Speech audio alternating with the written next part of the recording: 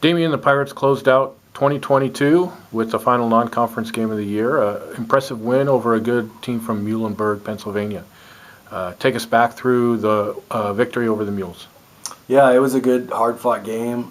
They're a really tough team. They've had some good contests, some good wins already this season, so we didn't think it would be easy. And they have really good guards, and then they have big guys up front, so it's an interesting combination for us. They're bigger up front than we are, but their guards are really good at getting downhill and just creating things. And I thought our guys executed our game plan really well, and we were able to keep them in front pretty well and not give them so many advantages. So our defense definitely carried us, and then our guys did a good job executing on the offensive end. So all in all, really happy, obviously, getting the victory, and it's a good momentum to have going into conference.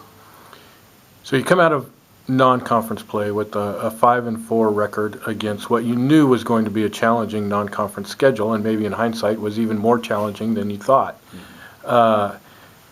Is that kind of where you want to be at 5-4 against that record, or is there some? As you look back, what's your evaluation of the non-conference games? And yeah, I think there were probably 2 to 3 games that, had we been farther along as a team, I think we're definitely capable of winning without a doubt. The Roanoke game was a really close game. Statistically, it could have went either way. And I think, again, with our growth, if we went back and played that game, we would have a heck of a chance. I think, UPS game was disappointing on our end. They just outplayed us, and that really wasn't acceptable. So that's a game that, we're excited that we get to play them again.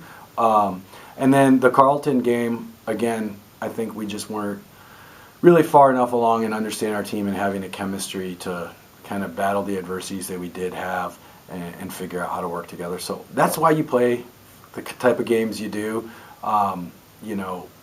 You kind of wish that you'd been able to squeak out some of those victories, obviously.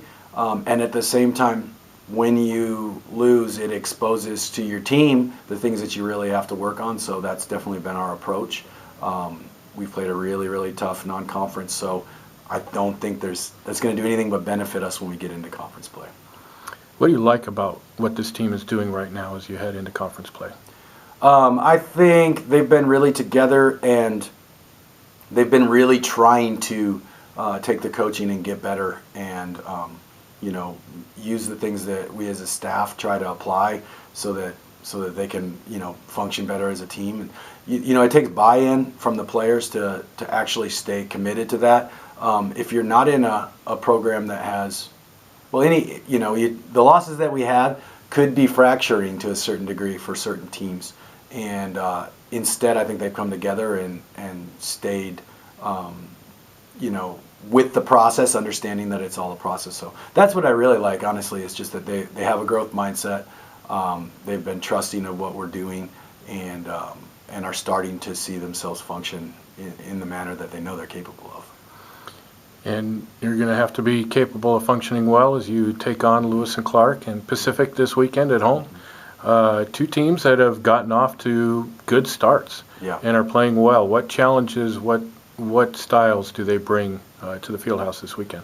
Sure. Again, Lewis and Clark has a couple of guys that are putting up really great numbers, really dynamic guard, and then another forward that's shooting the heck out of the ball, like 50% from 3 on 100 attempts. So, both teams, honestly, this weekend have been shooting the ball really well. They're close to, if not above, 50-40 from 2 and from 3. So,